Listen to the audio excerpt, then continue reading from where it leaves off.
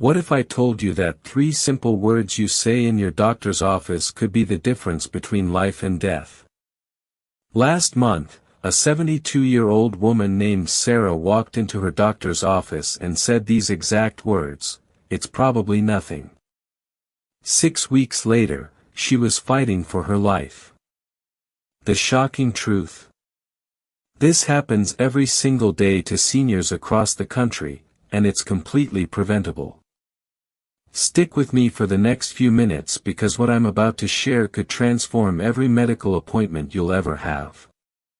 Here's what no one tells you about getting older: the way you talk to your doctor isn't just about being polite anymore, it's about survival.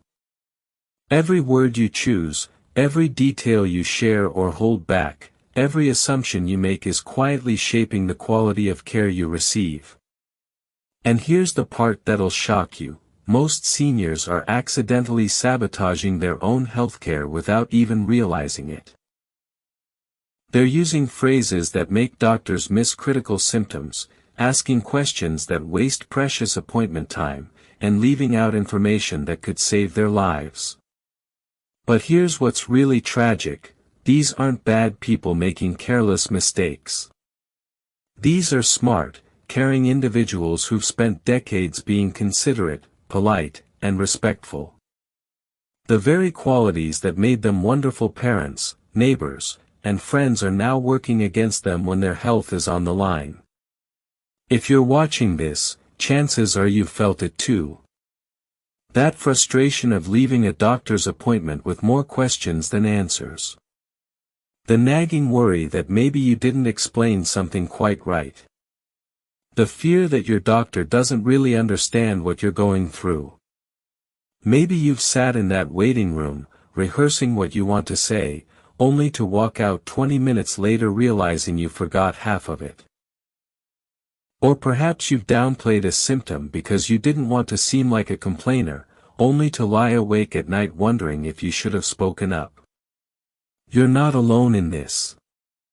And more importantly, you're not powerless.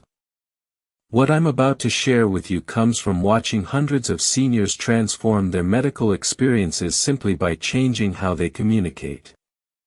But first, let me tell you why this matters now more than ever. Healthcare has changed dramatically in the past decade. Doctors see more patients, have less time per visit, and rely heavily on electronic records that might not capture the full story of your health. In this rushed environment, the seniors who get the best care aren't necessarily the sickest, they're the ones who know how to communicate effectively. They've cracked the code on how to work with the system instead of against it. The truth is, your doctor wants to help you. They went into medicine to make people feel better. But they can only work with the information you give them. And if that information is unclear, incomplete, or buried under unnecessary details, even the most skilled physician can miss something crucial. What I'm about to share with you are the 5 communication mistakes that I see seniors make over and over again, mistakes that can delay diagnosis, limit treatment options, or even put your health at risk. But don't worry, I'll also give you the exact words and strategies to fix each one. Mistake number 1, the politeness trap. Picture this: you've been having chest tightness for 3 weeks. It wakes you up at night and makes climbing stairs difficult. But when your doctor asks how you're feeling, you say, "Oh, I'm fine, doctor. Just a little tired lately. I don't want to make a big deal out of nothing." Sound familiar? This is what I call the politeness trap, and it's the #1 reason seniors don't get the care they need. You think you're being considerate, but you're actually making your doctor's job impossible. Let me tell you about Margaret, a 74-year-old retired teacher. For months, she'd been having what she called little dizzy spells. During her annual checkup, when her doctor asked about new symptoms, Margaret smiled and said, "Oh, nothing too serious. Just getting old, I suppose. 3 weeks later, Margaret collapsed in her kitchen. The paramedics found her unconscious with dangerously low blood pressure. Those little dizzy spells were warning signs of a heart condition that could have been treated easily if caught early. Here's what Margaret wishes she had said instead: "Doctor, for the past 4 months, I've been having episodes where I feel lightheaded and unsteady. They happen mostly when I stand up quickly, and they're getting more frequent. Last Tuesday, I had to sit down in the grocery store because I felt like I might faint." See the difference? Same symptoms, but one version gives the doctor actionable information while the other sends them down the wrong path entirely. The fix: start every symptom description with the facts, not your interpretation. Say, "I've had chest pain for 3 weeks," instead of, "I have a little discomfort sometimes." Your job isn't to diagnose yourself, it's to give your doctor clear, honest information so they can do their job. And here's where most people get this completely wrong. Mistake number 2, the fog of vague language. "I just don't feel right, doctor. Something's off. If I had $1 for every time I've heard a senior say this, I could retire tomorrow." The problem isn't that you don't know what's wrong, it's that you're not speaking your doctor's language. Doctors are trained to think in specifics. When you say, "I feel off," they hear white noise. But when you say, "I've had a dull, aching pain in my lower back every morning for the past 2 weeks, and it takes about an hour and a hot shower to feel normal again," suddenly they have something to work with. I learned this lesson watching my neighbor, Robert. He's 68 and sharp as a tack, but during one appointment, he told his doctor he'd been feeling weak lately. That's it. No details about when, where, or how long. His doctor did some basic tests, found nothing obvious, and told Robert to take it easy and come back if it gets worse. But Robert kept getting weaker. Finally, his daughter insisted on a more thorough evaluation. Turns out, Robert had a vitamin B12 deficiency that was easily treatable, but only after they knew what to look for. If Robert had said, "For the past 6 weeks, I've felt exhausted by 2 p.m. every day, even when I haven't done anything physical. My legs feel heavy when I climb stairs, and I need to nap most afternoons to function," his doctor would have immediately started testing for the right things. The transformation technique: before every appointment, write down your symptoms using what I call the 5 W's method. What exactly are you feeling? Sharp pain, burning sensation, constant fatigue. Where in your body? Left shoulder, behind my eyes, across my chest. When did it start? 3 weeks ago, every morning, after meals. What makes it better or worse? Heat helps, walking hurts, lying down relieves it. Why are you concerned? It's getting worse, it's new for me, it's interfering with sleep. This simple framework turns vague complaints into precise medical information. And here's the part that surprises everyone. Mistake number 3, the memory trap. You walk into your doctor's office with 5 important things to discuss. 20 minutes later, you're driving home, and suddenly you remember the 2 most important issues you forgot to mention. Sound familiar? This isn't about having a bad memory, it's about being human. But when your health is on the line, being human isn't enough. You need a system. I'll never forget talking to Helen after one of her appointments. She'd been worried about 3 things: increasing joint pain, trouble sleeping, and some unusual bruising on her arms. But once she got in the room, the conversation somehow focused entirely on her blood pressure medication. She walked out with a prescription adjustment but no discussion of her other concerns. 2 months later, blood tests revealed she had a bleeding disorder that was causing both the bruising and sleep issues, something that could have been caught much earlier if she'd brought it up. The solution seems almost too simple, but it works like magic: the appointment agenda. The appointment agenda strategy: before every visit, create a numbered list of every concern, question, and update you want to discuss. Put the most important items at the top. When you arrive, hand a copy to your doctor and keep one for yourself. But here's the secret that makes this strategy incredibly powerful: at the top of your list, write one sentence that summarizes your main concern.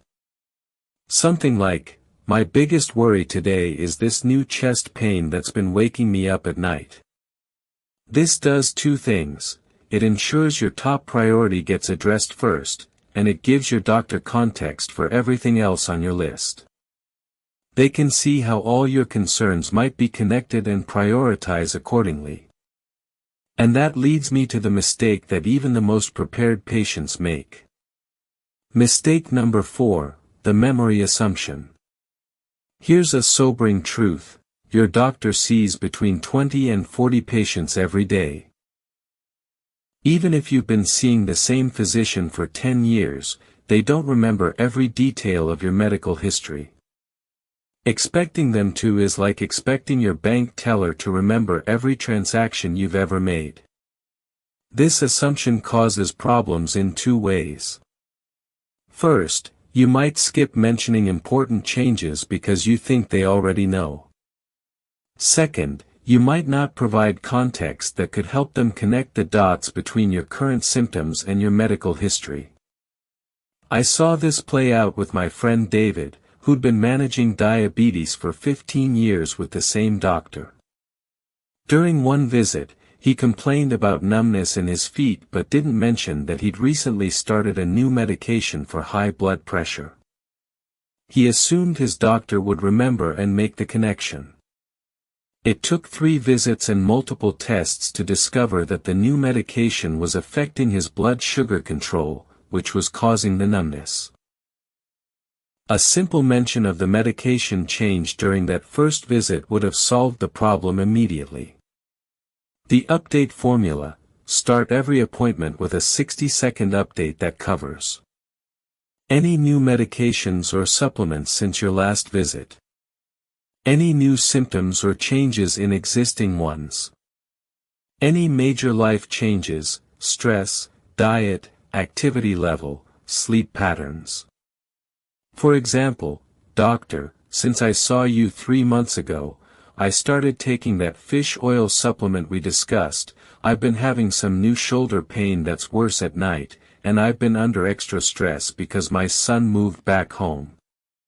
This simple update gives your doctor a current snapshot of your health and helps them understand how everything might be connected. But there's one more mistake that can undermine even the best preparation. Mistake number 5, the information overload. Picture this: you finally get into that exam room, and you're determined to make every minute count. So you start talking. And talking. And talking. You tell the story from the beginning, include every detail you can remember, and make sure your doctor understands the full picture. 20 minutes later, you're still talking, your doctor is frantically taking notes, and somehow you feel like you haven't gotten to the important parts yet. This is what I call information overload, and it's the enemy of good medical care. I watched this happen with my neighbor Carol. She had legitimate concerns about memory issues that were affecting her daily life. But when she got in the room, she started with a detailed story about forgetting her keys 3 months ago, then moved on to a conversation she'd had with her sister about Alzheimer's, then described every instance of forgetfulness she could remember. By the time she finished, the appointment was nearly over, and her doctor had to rush through a basic evaluation without really understanding the current severity of her memory problems. Carol left feeling unheard, even though she'd done most of the talking. The solution, the headline strategy: think like a news reporter. Start with the headline, then let your doctor ask for the details they need. Instead of, "Well, it started about 6 months ago when I was having trouble with my neighbor's dog, and then I noticed that when I would go to the grocery store." Try this: "Doctor, I'm having memory problems that are interfering with my daily life. They started about 6 months ago and are getting worse. I'd like your help figuring out what's causing this and what I can do about it." Then stop talking and let them guide the conversation with questions. This approach ensures they get the information they need to help you, in the order that makes the most sense medically. Now that you know the 5 mistakes, let me give you a simple framework that ties everything together. I call it the CLEAR method, and it works for every medical conversation you'll ever have. C. Come prepared with your written agenda and symptom details. L. Lead with headlines, not stories. E. Explain specifically, avoiding vague language. A. Assume they need updates on everything since your last visit. R. Respect their guidance while ensuring your concerns are heard. Let me show you how this works in practice. Instead of walking in and saying, "I haven't been feeling well lately," you'd say, "Doctor, I have 3 main concerns today. First, I've been having sharp chest pains when I climb stairs. This started 2 weeks ago and happens every time. Second, I'm sleeping poorly and waking up tired. This has been going on for about a month. Third, since my last visit, I started taking that vitamin D supplement you recommended, but I've also been under extra stress with my husband's surgery." See how much more information your doctor gets in the same amount of time. You've given them specific symptoms, timelines, triggers, and context. Now they can ask targeted questions and develop an effective treatment plan. When you start communicating this way, something amazing happens. Your appointments become more productive. Your doctor develops a clearer picture of your health. You leave with better answers and more confidence in your care. But the benefits go beyond just that one visit. Your doctor starts to see you as an engaged, informed patient who takes an active role in their health. This changes the entire dynamic of your relationship.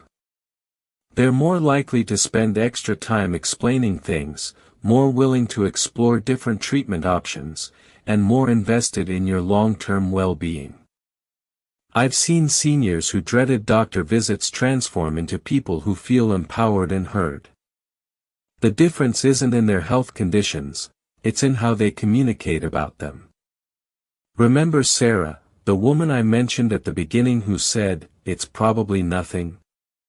After her scary experience, she learned to communicate differently. At her follow-up appointments, she started being specific about symptoms, prepared written lists, and spoke up when something didn't feel right. 6 months later, when she noticed some unusual fatigue, she didn't brush it off.